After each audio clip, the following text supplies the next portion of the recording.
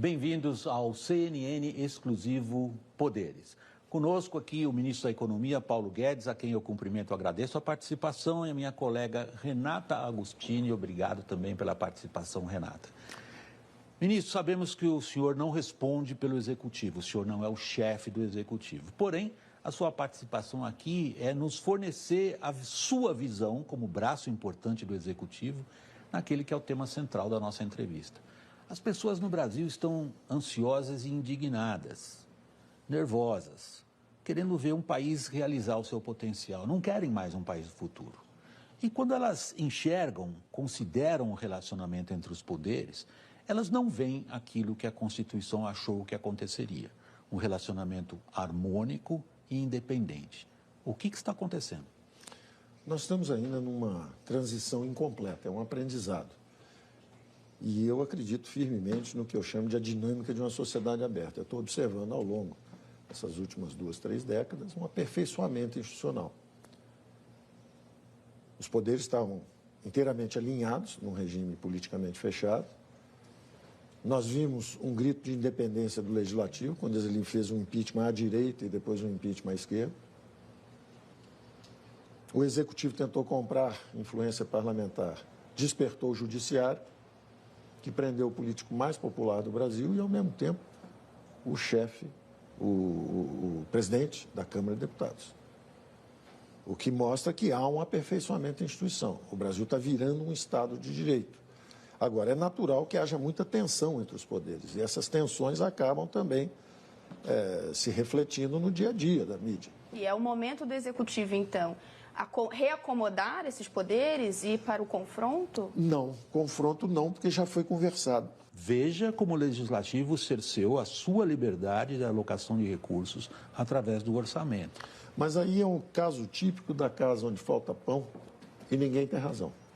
Porque com um orçamento de 1,5 trilhão, haver uma disputa por 10 ou 15 bilhões é uma impropriedade. É claramente a falta de compreensão ainda desse pacto federativo que devolveria à classe política uma responsabilidade que ela tem em qualquer lugar do mundo, que é alocar os recursos públicos em coalizões políticas. O presidente e a aliança de centro-direita, de conservadores e liberais. E eles, então, manobram os orçamentos públicos de uma forma transparente, clara, votando anualmente essas verbas. O que nós temos hoje é o contrário. Nós temos 96% dos recursos carimbados, ou seja, o Brasil é administrado por um software e os 4% que sobram são disputados ferozmente, Renata, um invadindo o espaço do outro. Ministro, mas essa realidade, quando vocês assumiram o governo, ela já estava colocada, o orçamento já era engessado. Sim. Nessa situação, essa crise que a gente vê agora entre o Executivo e o Legislativo em torno do orçamento, a responsabilidade é toda do Congresso? O Congresso que não entendeu, qual é a culpa do Executivo nessa situação, nesse enrosco que se colocou? Olha, eu diria o seguinte, é um exercício, de novo, legítimo de uma democracia em aperfeiçoamento. É natural que os congressistas queiram, se você tem 96% do dinheiro carimbado, sobram 4%, eles querem espaço nos orçamentos. Eles começam a procurar espaço nos orçamentos. Agora, o que nós estamos tentando mostrar é que o espaço tem ônus e bônus, tem decisões políticas a ser tomadas. Não é deixar um dinheiro carimbado e depois brigar com a maior ferocidade por um resto, que, aliás, nós vamos usar muito bem agora. Esses recursos da disputa vão virar o Corona Money, o dinheiro do Corona. Em vez de ficar numa disputa política, esses recursos estão sendo disputados com uma certa ferocidade, onde os dois ângulos são respeitáveis. O Legislativo olha e fala o seguinte, vem cá, nós também fomos eleitos, nós também temos bases parlamentares a satisfazer, representamos, numa democracia representativa, temos nossos votos, gostaríamos de entrar nos orçamentos e decidir um pouco. Ministro... Já o presidente do outro lado diz o seguinte, isso aqui é o presidencialismo. Eu preciso preservar o meu espaço de atuação. Os dois estão certos e a solução, eu estou dizendo, em vez de vocês se desentenderem sobre poucos recursos, vamos nos entender sobre todo o orçamento? Qual é a diferença entre negociação e chantagem? Eu acho o seguinte, a chantagem é um comportamento indevido. Tem acontecido? Olha, quando sou chamado, eu não participo diretamente da política, eu sou chamado justamente para saber exatamente se as contas fecham. Perdão, ministro, eu estou errado. Eu vi o senhor tantas vezes lá no Congresso. Sim. O senhor conversa com tantos políticos, o senhor diz que na parte Mas eu repito sempre a mesma coisa para todo mundo. Fazer política, normalmente, olha, eu acho isso, eu acho aquilo, eu repito sempre a mesma coisa para todo mundo. O senhor já se sentiu chantageado? Não, eu não, pessoalmente não.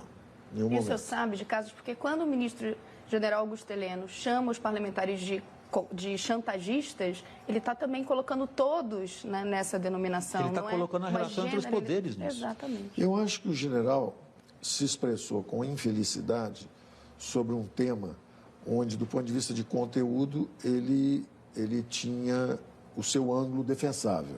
E o ângulo defensável é o seguinte: olha, nós estamos num presidencialismo, nós gastamos 95 bilhões o ano passado de despesa discricionária, que é um espaço estreito, e eu quero esse ano gastar pelo menos os menos 95. Vocês não podem avançar sobre os nossos recursos. Por outro lado, quando o Congresso cria a emenda do relator e tenta avançar nesse espaço, ele também está dizendo o seguinte: olha, se nós não temos ministérios, se nós não temos cargos nas empresas estatais, como é que nós vamos participar de um jogo político legítimo sem acesso às verbas? E a resposta que eu estou dando a esse conflito é dizendo o seguinte: senhores, já falamos do Pacto Federativo. Os senhores têm um espaço muito maior para se entenderem. Porque no Pacto Federativo você está descarimbando recursos e atribuindo responsabilidades de alocação orçamentária, o ônus e o bônus. Decidam para onde vai o dinheiro, em vez de se criticarem mutuamente. Ministro, mas Pacto Federativo ainda precisa ser aprovado. Sim. E as perspectivas para a economia agora abaladas diante do coronavírus. Essa acomodação, acertar essa comunicação, o senhor falou isso, é preciso acertar a comunicação no Congresso, não serão decisivos para que esse resultado positivo... Serão decisivos e eu acho que os próximos 2 meses vão definir o jogo dos próximos anos. Eu termino dizendo, estou mais otimista do que quando entrei. Agradeço a sua entrevista, a série exclusiva CNN Poderes. Muito obrigado, ministro da Economia. Muito obrigado à minha colega Renata Agostinho. Obrigada, William. Obrigada, ministro. E obrigado, sobretudo, a você que nos acompanha.